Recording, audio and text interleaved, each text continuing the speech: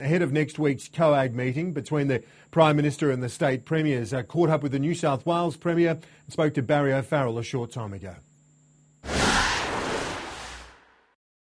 New South Wales Premier Barry O'Farrell, thanks very much for your time. I want to start with the National Disability Insurance Scheme. Reports that the government set to fast-track its plans for this initiative. Do you support that?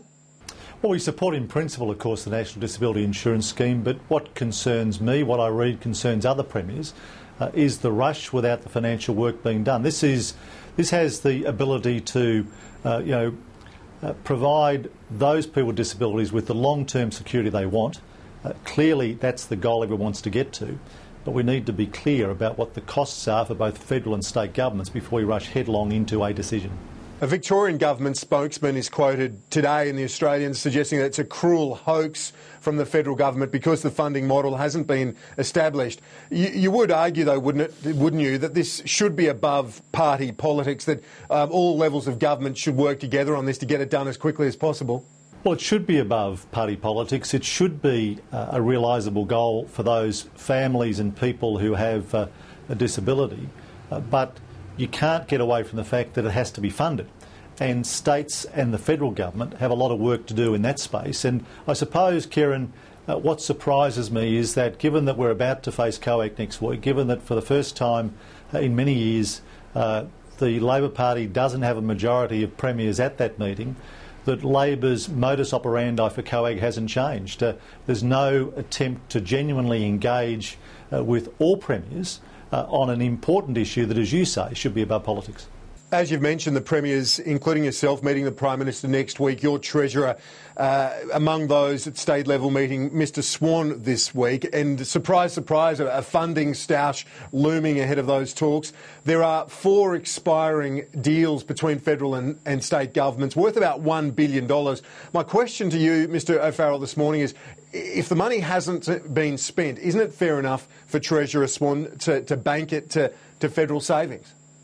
Well, it depends on the circumstances. So, for instance, we've sought to legislate for the national occupational health and safety reforms that the Gillard government put on the table, that the former Labor government New South Wales rejected. We don't have control of our upper house, so we've got 98% of those reforms through the New South Wales Parliament. The 2% that we haven't got through are down to federal Labor's allies in the state upper house. Should taxpayers in New South Wales be punished for the recalcitrance of a defeated Labor Party in New South Wales that's learned nothing from that election result? A lot of the money, though, in this $1 billion envelope includes Building Education Revolution money, which has already been done, CHOGM, the Commonwealth Heads of Government meeting, which has come and gone. The federal government says that this is just a cash grab from the states.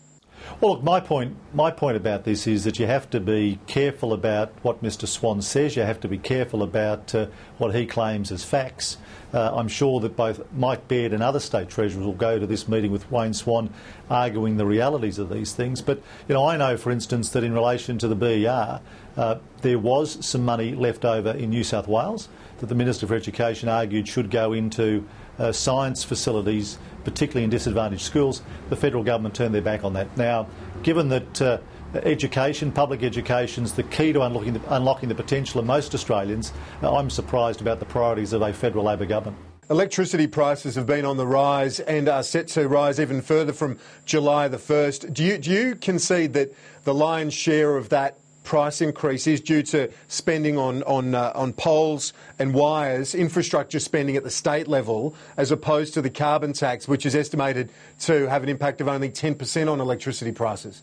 Well, I don't concede anything, frankly. Last year, New South Wales electricity prices went up by 18%. The report that put them up was delayed during the state election campaign.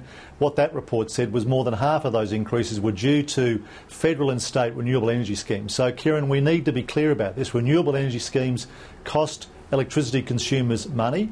Yes, there's an impact for maintenance across the system, but no one's genuinely suggesting that maintenance ought to be wound back, because clearly that would have an impact upon reliability. And yes, on the 1st of July, households, whether pensioner, whether families, whether small business, whether big business, are going to be hit with Labor's carbon tax. So I welcome Julia Gillard's Road to Damascus yesterday in relation to details on power bills, because that's something that we've argued, that's something that we're going to ensure happens in New South Wales, that people understand precisely how much the carbon tax and renewable energy schemes are adding to people's electricity bills.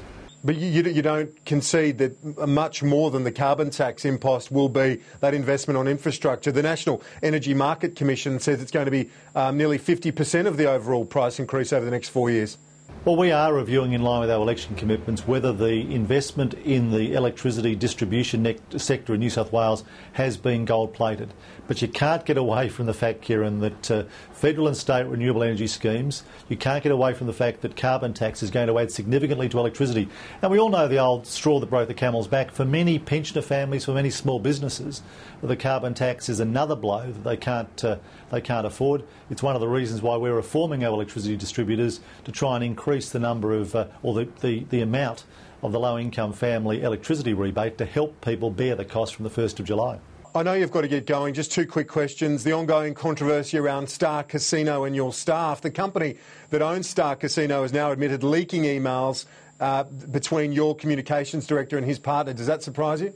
Well, it surprises me that they've finally admitted overnight something that they'd previously denied. What saddens me is that Echo Entertainment, a publicly listed company, would seek to punish the victim of sexual abuse. I think that's beyond the pale. So Echo have got a few questions to answer there. But look, this inquiry, Kieran, no decision by government made over the past 12 months that has affected the casino. The review of its licence was conducted independently. It recommended the licence be renewed. The only thing they seem to be upset about is I didn't go to the opening. That's because I had an earlier offer from the Australian Broadcasting Corporation. And finally, the Conservative Forum, a group within your party, has been established in the right wing of your party room, described by one MP in the newspapers at the weekend as a sabre-rattling exercise. Are you comfortable with this ginger group being set up? Well, I think, watch what happens over the next 12 months, Kieran. You'll see that we continue to govern in the public interest. I don't run an ideological or factional government. I don't intend to change now. Mr O'Farrell, I appreciate your time. Thanks for that. Thank you.